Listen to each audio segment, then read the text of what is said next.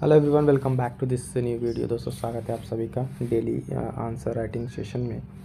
आज की वीडियो में दोस्तों आज का जो लेक्चर है हमारा लेक्चर नंबर 6 है और ये उन सभी साथियों के लिए जो अब तक एक भी आंसर नहीं लिखे, उत्तर नहीं लिखे हैं, तो उनके लिए भी है कि आप आंसर शुरू कीजिए, क्योंकि आप जानते ही हैं कि PPCS मेंस में बिना आंसर लिखे आपका फाइनल सिलेक्शन नहीं होना है। और आंसर राइटिंग एक ऐसी चीज़ है दोस्तों कि कई लोगों के मैसेज थे कि फ्लो चार्ट से भी बता दीजिए या फिर अदर उसको सिलेबस वाइज कर दीजिए। तो अभी तो GS 5 चल रहा है, यूपी स्पेशल का जो GS 5 पेपर है उसके एक क्वेश्चन को कर रहे हैं। एक ही दिन अगर आप कई क्वेश्चन भी अगर करने लगे थे, जब स्पीड बन जाएगी तो फिर हम लोग एक साथ और भी क्वेश्चन को इंक्लूड करेंगे।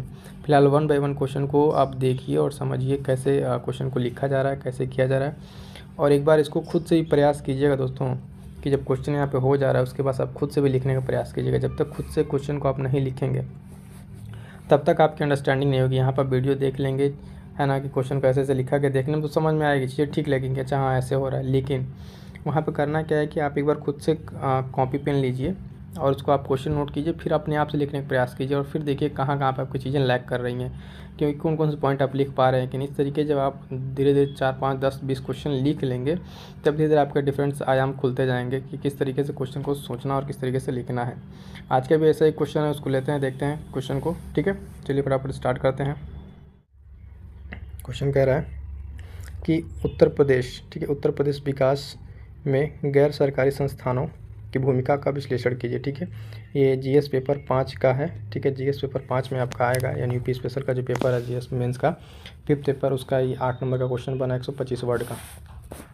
ठीक है, तो देखिए यहाँ पे अब इस क्वेश्चन में क्या क्या हमें करना है। सबसे पहले गैर सरकारी जो संगठन है उसके बारे में बताना, उसकी भूमिका उत्तर प्रदेश के विकास में किस तरीके से इंपॉर्टेंस रखती है उसको बताएंगे। तो सबसे पहले यहाँ पे इंट्रो एक छोटा सा, ठीक है, इंट्रो देखेंगे। जो इंट्रो यहाँ पे इन्होंने लिखा है कि विश्व बैंक के अनुसार, ठीक है, पहले ही कोट कर दिया विश्व बैंक के अनुसार कि ऐसे संगठन एवं संस्थाएं जो अपने कार्यों वित्त का नियंत्रण स्वतंत्रता पूर्वक करते हैं, जिनका प्राथमिक उद्देश्य आर्थिक लाभ कमाना न होकर जन कल्याण होता है। तो देखिए कितना सटीक तरीके से यहाँ पे इन्होंने इंट्रो को दिया है, उदाहरण भी दे दिया है कि प्रथम एमनेस्टी इंटरनेशनल। ठीक है, तो इनका जो इंट्रो है इसको काफ़ी अच्छा तरीके से इन्होंने इंट्रो लिखा है। उसके बाद से अगर हम देखेंगे कि NGO के बारे में बताया गया है, कैसे बताया यहाँ पे। NGO विभिन्न क्षेत्रों में जैसे आर्थिक, सामाजिक, राजनीतिक, ठीक है, पर्यावरणीय आदि क्षेत्रों के विकास में महत्वपूर्ण भूमिका अदा करते हैं।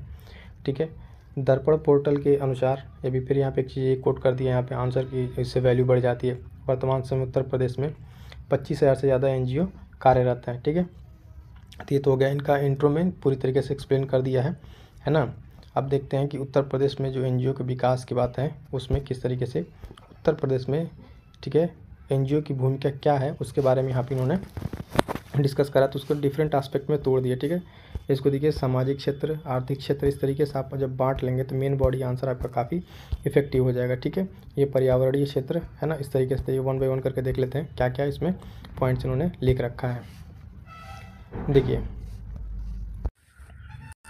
बात करें अगर सामाजिक क्षेत्र की, तो सामाजिक क्षेत्र में क्या क्या पॉइंट दिया है कि शिक्षा की सार्वभौमिक पहुँच, उदाहरण दे दिया प्रथम NGO।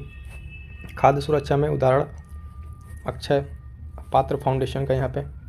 तो देखिए यहाँ पे आप जिस तरीके से इन्होंने पॉइंट दिया उसके साथ साथ एग्जाम्पल भी है। दृष्टिबाधित लोगों के लिए शिक्षा के रोजगार में ई दृष्टि NGO, ठीक है, चित्रकूट का यहाँ पे एग्जाम्पल। तो इस तरीके से आपके ना जो उत्तर की जो आप कह सकते हैं उसकी वैल्यू जो ना काफ़ी इनरिच हो जाती है। आर्थिक क्षेत्र में अगर हम देखें तो गरीबी दूर करने में यहाँ पे उदाहरण कॉमन मैन ट्रस्ट, सार्थक फाउंडेशन, कौशल प्रदान करने, रोजगार देने में जन विकास समिति।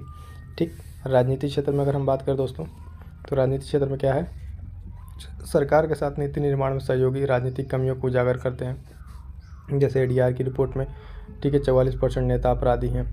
ये यहाँ पे महिलाओं को प्रशिक्षण तथा राजनीतिक जागरूकता, उदाहरण ठीक है, लक्ष्यम करके। ठीक है, पर्यावरण में देखें अगर हम, तो पर्यावरण में क्या क्या है, पर्यावरणीय क्षेत्र में देखिए जल परीक्षण विधि और स्वास्थ्य एवं स्वच्छता हेतु प्रशिक्षण।